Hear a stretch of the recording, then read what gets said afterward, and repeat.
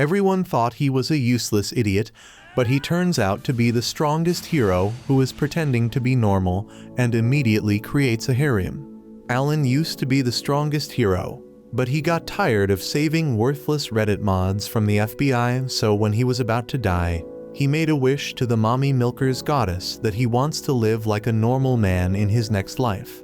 His wishes come true as he wakes up in his bedroom while his dipshit blue-haired feminist-looking brother, who I'll call Karen, tells him that their father wants to meet them. His dad turns out to be an even bigger piece of shit noble, who calls him garbage for being level 1 even after so many years and not even getting any divine powers as all nobles get. He then kicks him out of the family, claiming that he can go work in the red light district after wearing a sundress. Alan gets out of the castle, completely unfazed, as he was waiting for this moment so that he can spend this life having fun and not worrying about other people, but realizes that he still has his powers from the last life. Just before he could go wander around, he hears a girlish screaming coming from a distance. It turns out to be two girls with an incredible pair of juicy plots fighting against some monster. The lesbian tomboy wearing armor tries to slash and stab the dog monsters, but her incompetent ass can't kill them completely, and they heal back up.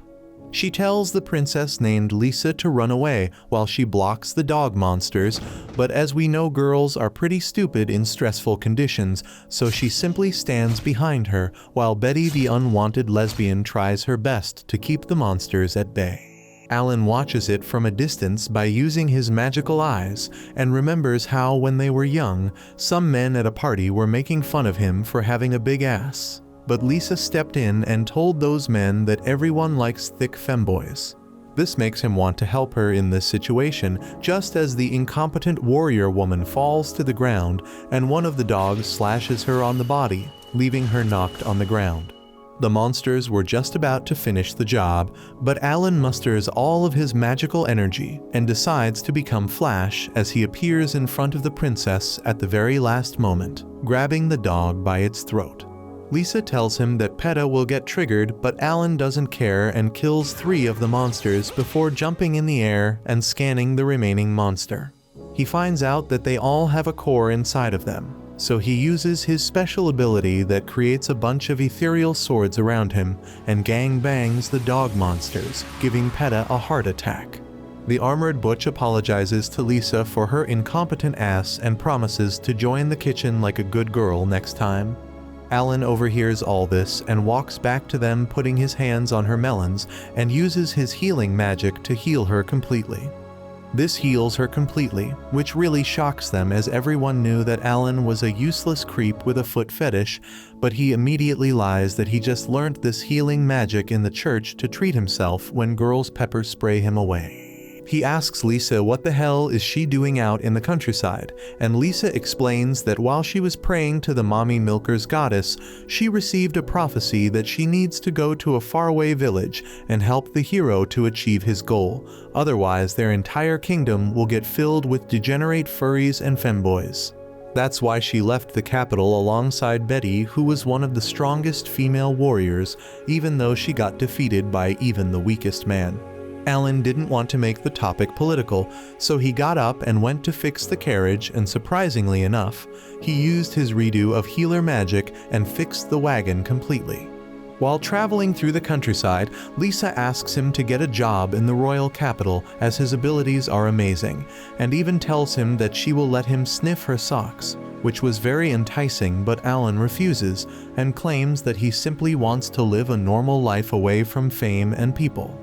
Lisa gets sad, but he promises to accompany her while she is roaming through the countryside in search of the hero. After a while, they finally reach the village that she was looking for, and surprisingly enough, they don't find any monsters roaming around the area, which is very rare. They walk around the village, but it looks empty until they finally see a horde of people, while a girl gets kicked out of an old man's house. This flat-chested girl turns out to be Akira, who is the current hero and holds the all-powerful sword that once belonged to Alan in his previous life. The flat-chested disappointment doesn't even recognize Lisa and asks them to take her out to lunch first. While inside a restaurant, they start eating, and Akira tells them that she was wandering around the village when she spotted a young girl running through the woods. She grabbed her and asked if she is fine, but she claimed that the dragon was going to eat her. Hearing this, she decided to slay the dragon and hid the girl in a small cave before heading into the village to get some more information. But when she entered the old man's house to ask questions, he replied that he doesn't talk to girls who are flatter than the earth and threw her out. Alan finds all of this a bit suspicious and theorizes that there is a possibility that these absolute degenerate villagers are trying to sacrifice the girl's life in order to gain protection from the dragon, and that's why they can't see any monsters around the area. This theory makes sense to all of them, so Akira decides that she is going up the hill and slaying the dragon by herself. Lisa immediately volunteers to go with her, as according to the prophecy she needs to guide the hero, and Betty obviously follows Lisa in the hopes of smashing her one night.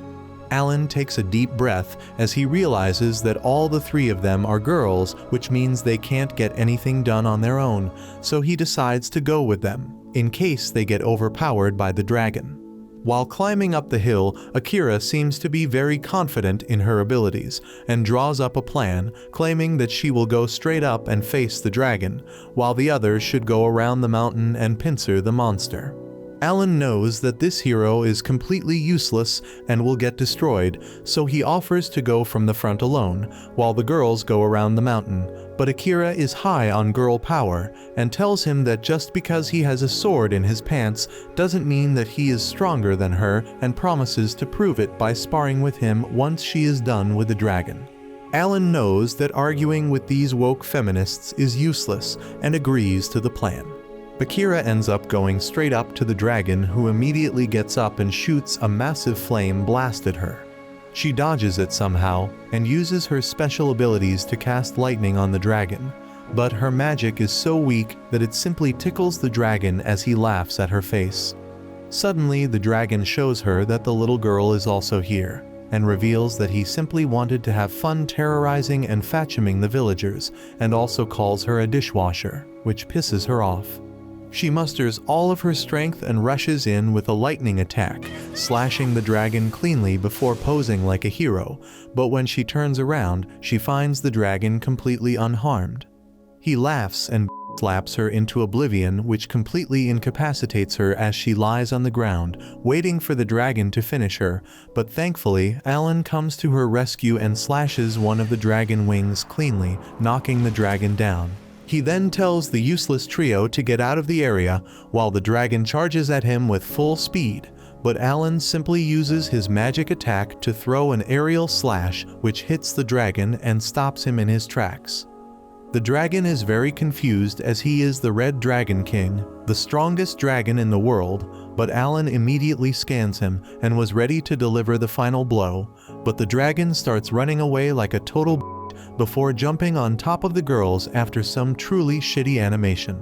He promises to kill the kitchen workers if he takes a step further, but Alan doesn't give a shit and rushes in with a strike, penetrating the dragon with his sword and busting a nut so fat that it completely destroys the dragon. Everyone rejoices at the victory, and Alan realizes that these hoes can't survive a day in this world without her and decides to delay his retirement till Lisa's work is done.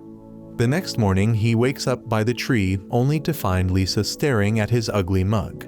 He asks why the hell is she acting like such a creep, but she replies that she couldn't believe how a person could be this ugly and was taking a closer look.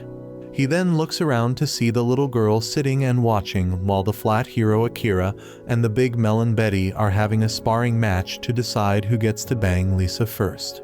Suddenly, Alan remembers that yesterday, Lisa used Saint Class healing magic on Akira when she was injured, but Lisa tells him not to divulge this information to anyone else as it is a secret she has been keeping, and Alan promises that her secret and virginity both will be safe with him. Just then, Akira calls Alan over, claiming that he will have to fight them before he can get a chance to tap that ass. Later that day, they all get ready in the wagon, but Akira decides that she wants to wing it alone and doesn't want to travel in a wagon. Alan asks whether she would be alright, but she promises that she knows how to handle herself and tells them that she will be taking the girl with her to Epstein's Island. This makes Alan suspicious, so he tells her to beware of FBI, and she goes off on her way. Alan and the rest proceed into the wagon, where Lisa apologizes to Alan because in the last fight against the dragon, his sword broke, and tells him that she wants to go to a nearby village which is filled by degenerates, because her friend called Noel lives there and forges amazing swords. Alan tells her not to worry about it, but agrees to go into the village regardless. Meanwhile, back at Alan's house, his father and his ass brother Karen are talking about how their plan failed. It turns out that it was them who sent the monster dogs to attack the princess, as well as they made a deal with the dragon to kill the hero, as they want to take revenge on the kingdom. Karen starts shouting like a mad blue-haired woman calling the manager, but his father tells him to shut his ass up, while he turns his attention towards an old butler-looking dude and tells him to get more information about the whereabouts of the princess. Back at the village, Alan is shocked to see the area filled with furries, femboys, and other manners of degeneracy, and wonders how they are not shot already, but decides to keep his mouth shut and goes into the house of Noel. Inside, they find her lying on the floor, which gives Lisa a scare, but it turns out that she was just exhausted after working all night.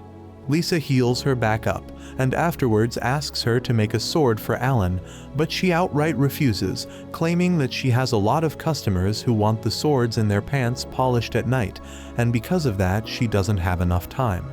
She then asks what happened to his original sword, which Alan then shows to her. She looks at him with disgust and claims that she can never sleep with, never forge a weapon for a guy who can't take care of it. Lisa tells her to check it once, so she uses her special abilities to see how it broke, and realizes that this sword was used perfectly to its full potential, and only then did it break. This changes her mind, and she agrees to do the job for him, and then kicks all of them out so she can work in peace. After that, the three of them decide to go inside the town to get a lodge to stay at night, but it turns out that a girl wearing a very dumb dress has been spying on them, who turns out to be working for the old butler guy. She tells him about what she saw, but he is confused because there is supposed to be only one useless female guard with Lisa and not another guy. After spending the day in the town, Alan asks whether they want to have a three-way, but they tell him to piss off and go sell the dragon scales that he scavenged at the Adventurers Guild. A bit sad, Alan walks down to the Adventurers Guild and goes over to the counter only to find another furry receptionist. He gives over the dragon scale to her and asks her to trade it for money, but this thought has never seen a red dragon scale in her life and starts shouting like crazy. This attracts the attention of the old butler alongside the lowly, who go up to Alan, and the butler starts asking how he got the scale. Alan tells him that him and his party had a fight with the Red Dragon King and were able to win it, and that's why he got the scale. The butler uses his skills to check his level and realizes that Alan is a level 1 loser, so he asks whether the hero was in his party. Alan truthfully replies saying that the hero was in their party and together they defeated it. Butler seems to be satisfied by it and wanders outside, where he tells the lowly that the guy is a complete nerd who can't even cut his own steak, let alone kill a dragon, but the lowly is still apprehensive and claims that she feels like he is hiding something. The next morning, Alan and party go back to Noel's place to check up on her, only to find her down on the ground unconscious once again. Lisa helps her back to consciousness while she tells Alan that his sword is ready. Alan picks up the slender blue blade and claims that it definitely is one of the best swords that he has ever seen, and immediately the thirsty elf starts telling him that she wants him to try it outside. Lisa immediately puts a stop to it, forcing Noel to rest before doing anything, but after that they head outside into the forest to try and slay some monsters. On the way they start talking, and Alan the racist asks Noel why is she a swordsmith as it is usually done by dwarves. Noel doesn't seem to be that woke and tells him that it is because she lost her family when she was a young elf, and while wandering through the forest, she ended up being saved by a dwarf named Vanessa who was more manly than you. Vanessa then took care of her, but then an unfortunate accident happened and she lost her forever. Before she could explain further, the mother-trucking butler showed up once again with the lowly inside the forest for no reason, and started asking whether he is here to kill monsters, but Alan tells him to stop acting like a stalker, otherwise he will call the FBI, so the butler leaves quickly. Alan goes further and finds some monsters that he easily destroys with his new sword, cutting them to shreds, which seems to be a good enough test for the sword. But this thirsty-ass Noel is still not satisfied, and claims that they should kill some stronger monsters and drags him deeper into the forest. Suddenly, Alan stops and uses his magic eyes before using his sword to slash away the magic barrier in front of him to reveal a giant wolf-tiger abomination that gives Noel some post-traumatic Down syndrome as she realizes that this is the thing which killed Vanessa. So she asks Alan to slay it immediately, while Alan stands there confused, not knowing what the right decision to make is. Noel starts remembering about the past and how she was horribly neglected when she was young. Even though Vanessa took her back to her home, she hardly ever talked or cared for her, and spent most of her time hitting the blade over and over with a sheer sense of determination in each strike. Noel tried to get Vanessa's attention in every way imaginable, as she shouted her name again and again to no avail, and even when she wanted food, she would get no response. This pissed her off a little bit, so she would go and eat whatever she could find in the house, but even after that she would get the silent treatment from Vanessa, who kept beating away at the blade like a clockwork. At last, Noel tries to do something really drastic and picked up a sword before losing her balance and falling over all the other tools, but despite that, Vanessa didn't even look at her once to make sure she is okay. She ended up sleeping at the table, and when the next morning came, Vanessa finally completed her blade at last, and only then did Noel see something resembling a smile on her face. Finally, she snaps back to reality and with tea-filled eyes tells Alan to destroy the creature as he was the one who killed Vanessa. Alan refuses to do anything, as the beast is not trying to harm them. In fact, it is far away from human settlement, peacefully sleeping and minding his own business.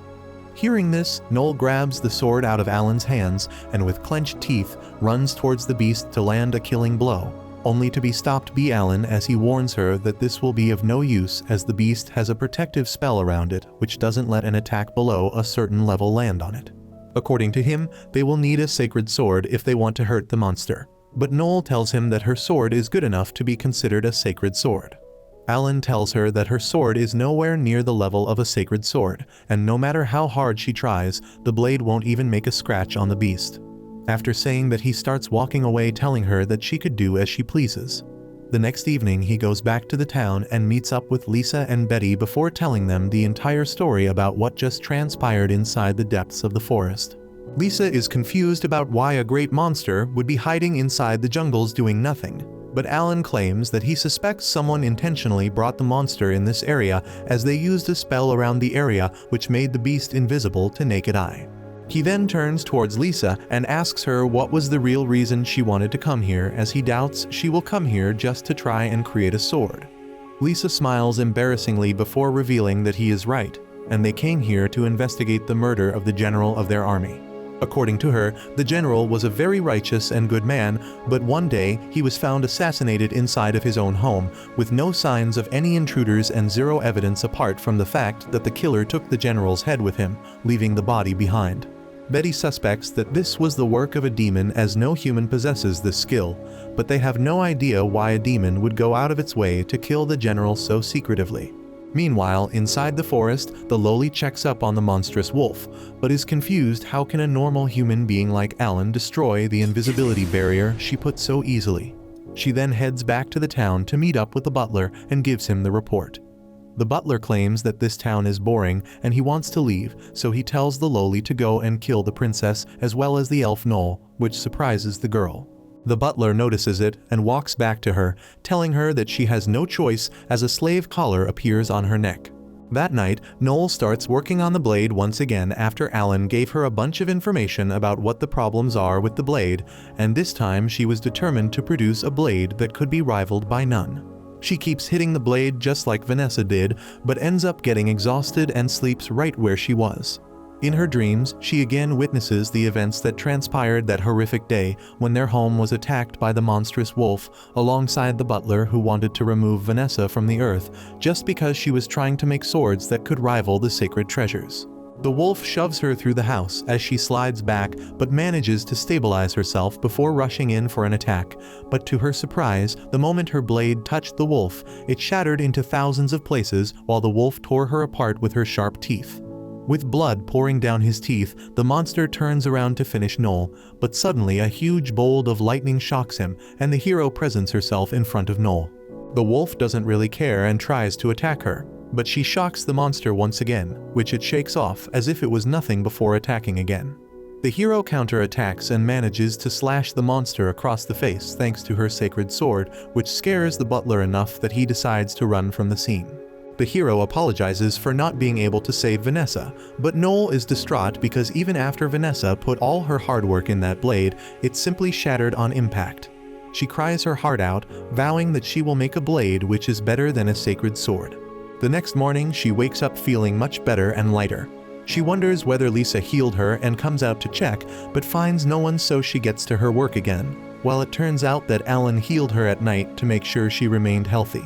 Later that day, she finally finished the sword, and this time confident that the sword was strong enough to compete with a sacred treasure, she wanders out at night all alone to try and kill the monster. She finds the wolf still sleeping and tries to spring up on it, but the wolf senses her and hits her away into a tree. She barely manages to stand up after that when the butler appears, commending her for her durability, as most people die when hit by the wolf. She once again rushes towards the monster, but with the power of bad animation, the wolf manages to dodge and kicks her in the back. The butler tells her to say her last prayers, but just as the monster was going to kill her, Alan appears in the middle and slashes the wolf away. The butler laughs and tells Alan that this was his plan, as it turns out that the loli was entering the princess's chamber to finish her in her sleep, but finds her bed empty. Immediately, Betty and Lisa call her out from behind, as thanks to the barriers put by Alan, they can see through invisibility spell. The loli immediately tries to attack, but Betty intercepts her and after a bit of back and forth, pushes her back. She was about to land the finishing blow, but the princess stops her, and using this to her advantage, the loli hits Betty on the head and grabs Lisa's arm, but stops right before killing her. The princess realizes that this girl is being forced to fight when Betty hits her on the head and knocks her out cold. Meanwhile, the butler orders the wolf to kill both Noel as well as Alan, but unlike what happened with Vanessa when the wolf attacked Alan, he was able to slice through him without his sword breaking. The wolf dies immediately, and fearing for his life, the cowardly butler immediately runs away. Alan carries Noel back to the city where he meets up with Lisa, and they head up to interrogate the loli. They end up learning that she was enslaved when the butler raided her village and killed everyone, so she had no choice but to work for him as she has no home. This reminds Noel of her own childhood, and similar to how Vanessa took her back home, she walks up to the loli and frees her from her bounds, claiming that she will take the loli back to her place and that they can live together in her home. This makes her really happy and she starts crying, which solves most of the problems, but Alan is still not done and wants to finish the butler forever. He goes out inside the forest alone once again and uses his special attacks to try and find the butler, but it turns out that while he was hiding behind the mountains, a demon ended up finding him and killed him before leaving the place. It turns out that the orders to kill the butler were given by none other than Alan's father himself, who has hired the demon and is also responsible for killing the general of the kingdom. He tells the demon that he wants to finish the hero as well as the princess, but his son jumps in between, telling his dad that he wants to deal with the princess's party personally. Meanwhile, Alan and his party are at Noel's workshop. They have been trying to find some leads about the murderers of the general, but no clue has been found till now. Noel suddenly gives Alan an idea, reciting a story about a certain village nearby where a ghost wearing silver armor appears at night and haunts the graveyard. Betty freaks out on hearing this story because she is terrified of ghosts like a 5-year-old, and while everyone is busy teasing her about it, Lisa decides to investigate the ghost story. Alan also agrees because demons may know how to raise people from the dead, and they can find some clues if this story is true. So, that evening, Alan and his party go to the village and find the people there hard at work, preparing for Halloween. Lisa asks the villagers if they have seen a man wearing silver armor around these parts. They have never seen anything like that, and Lisa is disappointed by their answer. Alan says that they should check out the village graveyard too, because Noel mentioned that clearly in her story. They find the graveyard empty, but Betty is fully alert, and as she hears the rustling of leaves, she immediately turns back. She was anticipating an enemy, but all she finds is a man with completely white eyes. They do not suspect anything and follow the man as he leads them to the village chief's house. They meet the village chief, who denies any sighting of a ghost wearing silver armor in this area. However, as a consolation, he invites Lisa and others to stay over for 2 days and witness the festival tomorrow. Alan takes up his offer instantly, and the village chief arranges for their accommodation.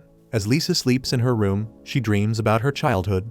She sees her uncle, who was a knight and her bodyguard. She was very fond of him, and he too adored her. Suddenly, her sleep is disturbed by the creaking of floorboards, and she goes outside to see if anything is happening.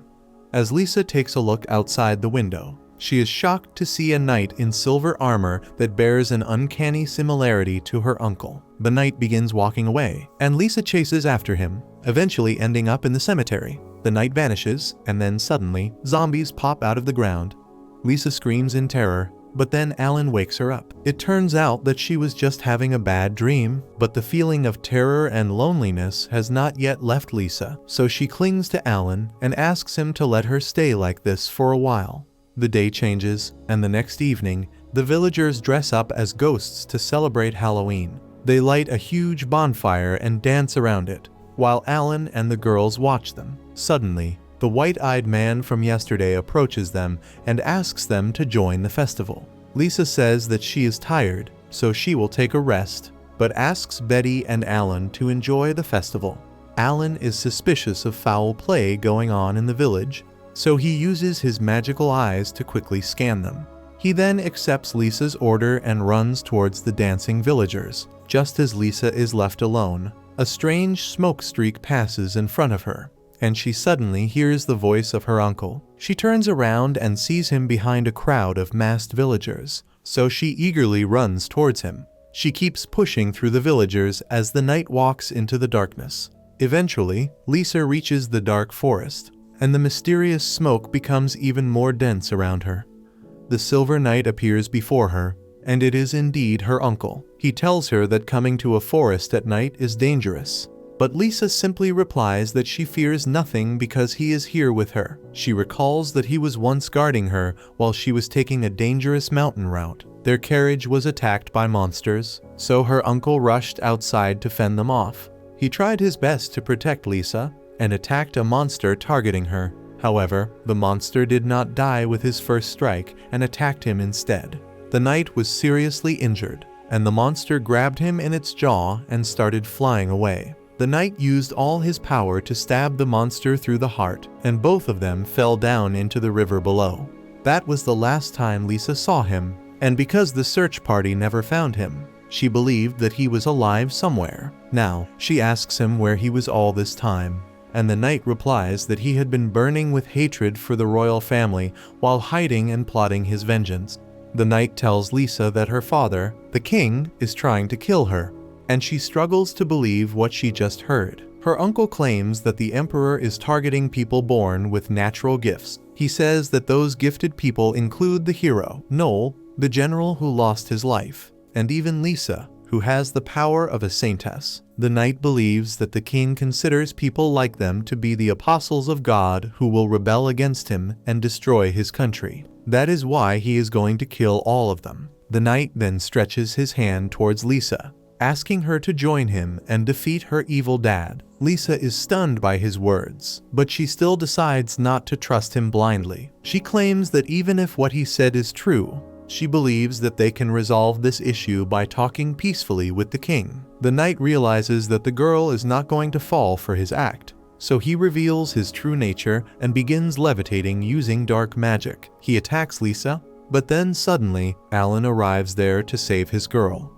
He blocks the knight's attack and forces him to back up.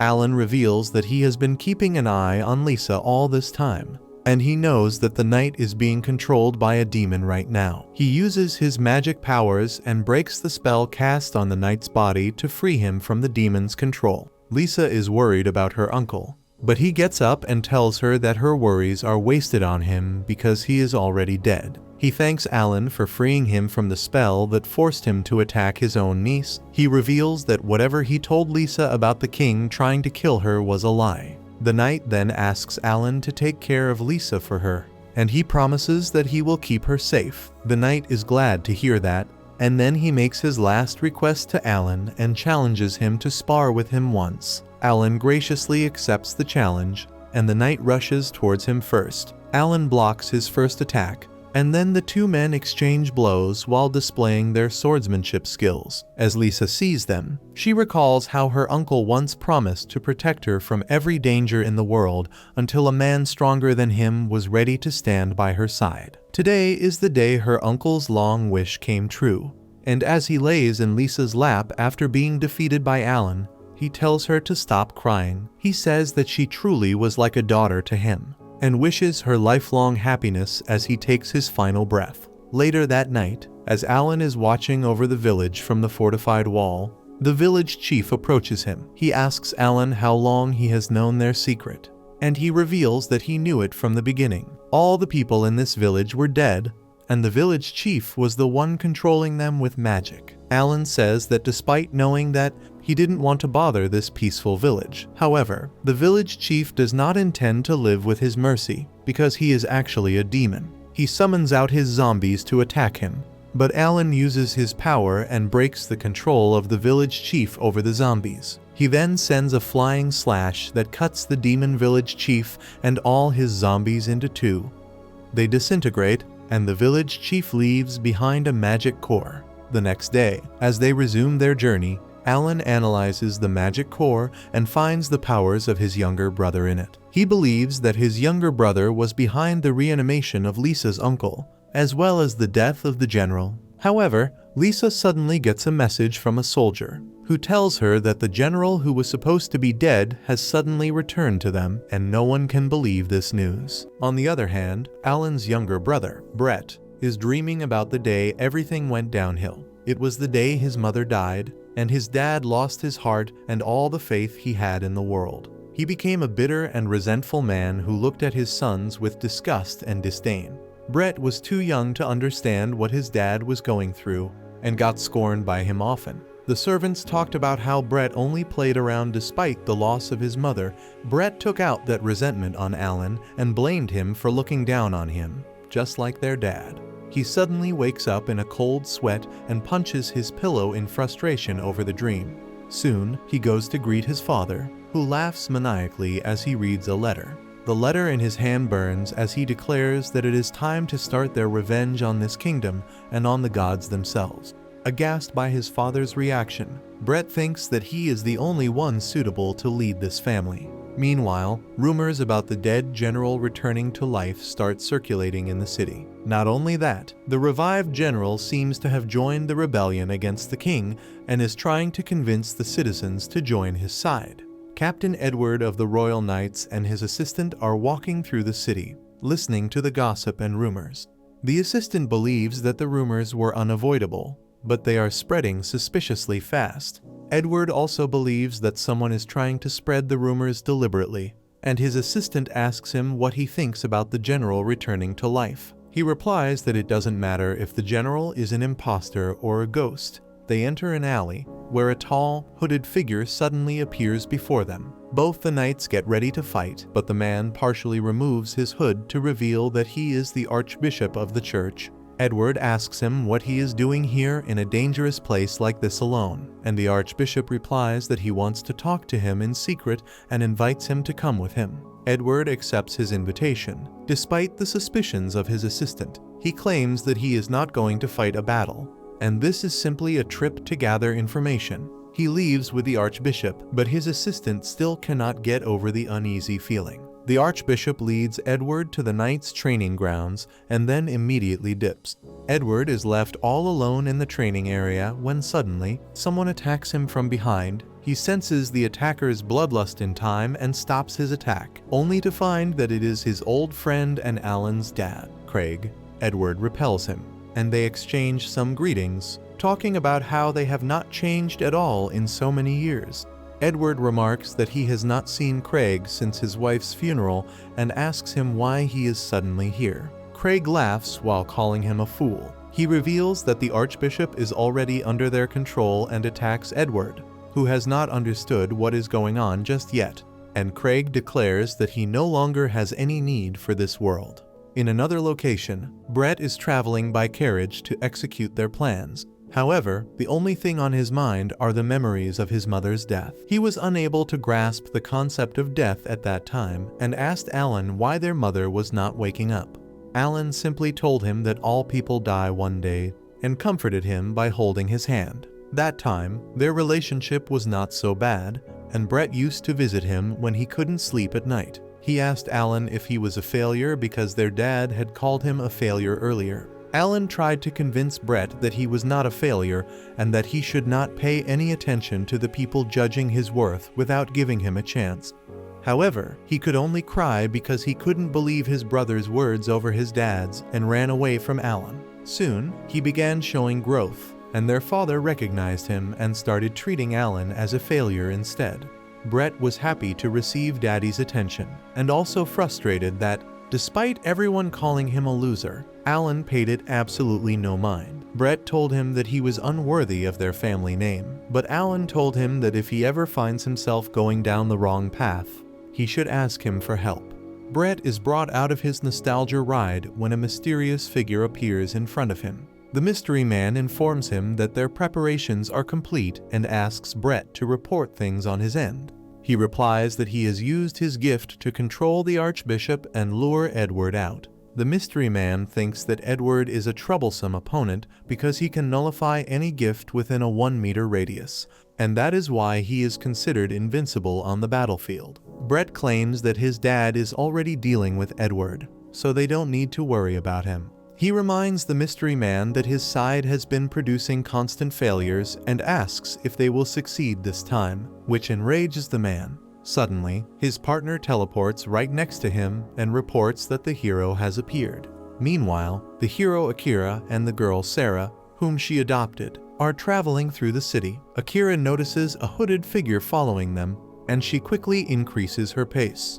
Once she reaches an isolated area, she tells her stalkers to come out of hiding, and 4 hooded men appear around her and declare that they will kill her. Akira doesn't think they are capable of doing that, and the attackers agree. However, they activated a spell that they had placed on Sarah and all the people in her village, turning her into a living bomb. As Akira tries to comfort the girl, the hooded men charge up their fireballs, and their leader declares that as soon as the fireballs hit the girl, her life energy will be used as fuel, and she will explode. They ask Akira if she will die with the girl or abandon her to save her life. Akira is in doubt. On the other hand, Edward's assistant has brought some knights along with him to look after their captain, when suddenly, one of the hooded figures appears before them. The assistant forbids the knights from attacking because he can tell that the mysterious stranger is much stronger than them. However, he declares that he is not here to harm them and offers to tell them the truth about the world. In the main city, the Archbishop and the revived General, Cyril, suddenly appear before the public. They are being manipulated by Brett using his special ability. General Cyril first apologizes to the people for the confusion and panic the information about him has caused. Then he immediately moves on to his agenda and says that he will tell them the truth about this world now. The Archbishop comes forward and says that the gods are lying to them. He claims that the gifts everyone receives are not divine blessings, confusing the people. Cyril asks them to think about it. He stresses that everyone's life is directed by the gifts they receive, yet many people do not receive the gifts they truly want or deserve. The Archbishop declares that the gods are using gifts to control humans like puppets, but there is a way to escape from being their slaves. He tells everyone that if they give up their gifts, they will be free of the control of the gods and become the masters of their destinies. The people don't believe what they hear, so General Cyril says that they have someone who can answer their doubts for them. With that, Brett makes his entry and tells everyone to look behind them. They find a giant dog-like monster there and freak out upon seeing it. Brett tells them not to worry, as the monster has been artificially created by them to help them with various tasks. Cyril says that a single monster is equal to 10,000 soldiers, and it has no weakness. Everyone believes the general's words, but believes that despite its abilities, the artificial creature cannot replace everyone's gifts. Brett says that his ability comes into play now, and the Archbishop claims that it can bring forth the true latent abilities of an individual. And even if they give up their gifts, they can become much stronger with its help. He assures that the abilities will be something that they have developed with their own will and will lead the world into a new era of prosperity. The people start believing them now, but wonder what will happen once Brett passes away. He was also waiting for that question, and he summoned one of his hooded companions to answer it. He declares that once he passes away, his friends will help the people by giving up their gifts and embracing their hidden potential. The mysterious figure removes his hood to reveal that it is actually a demon. The crowd panics upon seeing it, but Brent assures them that he has successfully established a friendly relationship with demons. He declares that the demons were the ones who informed them about the truth about gifts, and they are the ones who can help them get rid of them. He tells everyone that they don't need gifts to live good lives, and they cheer as they accept his words as truth. Meanwhile, the battle between Edward and Craig is coming to an end, with the Knight Captain on the losing side. He is certain that he has nullified Craig's gift, but he is too powerful even without it. He suddenly realizes that the source of his strength is not his gift, but his level, which Craig affirms. He declares that by leveling up, one can transcend the limits of being a human and obtain the strength to even kill gods. Edward is soon disarmed and brought to his knees, and Craig points his sword at him when suddenly, a hooded person enters the arena. Craig asks him if he has defeated the hero, but the person attacks him instead, before revealing that it is the hero Akira herself. When the demons attacked her earlier, instead of exploding, Sarah emitted a protective barrier, giving Akira the chance to finish the demons. She recalled that Alan had overwritten the curse spell on Sarah before they parted. Meanwhile, Edward's assistant also refuses the teachings that the hooded demon gave him and says that even if gifts are being used to control them, they protect the kingdom as its knights of their own will. He and his men draw their swords, but the demon simply vanishes and begins hunting down the knights one by one. Even the assistant is injured, but he is still not ready to give up on his knightly ideals just yet. Suddenly, the female knight Betty arrives there to back him up. Back at the city square, Brett is basking in the glory as the people accept him as their savior, when suddenly he hears a familiar voice asking if he is enjoying himself. He looks ahead and finds that Alan is here. Alan simply brings out a small holographic projector that shows he is furious at Alan for being a nuisance to him and loudly yells at him to not be an obstacle in their scheme. Everyone hears that, and Brett realizes that he messed up. Suddenly, Princess Lies makes her appearance and tells everyone that there was an assassination attempt on her life, and she was attacked by an artificial monster like the one they see.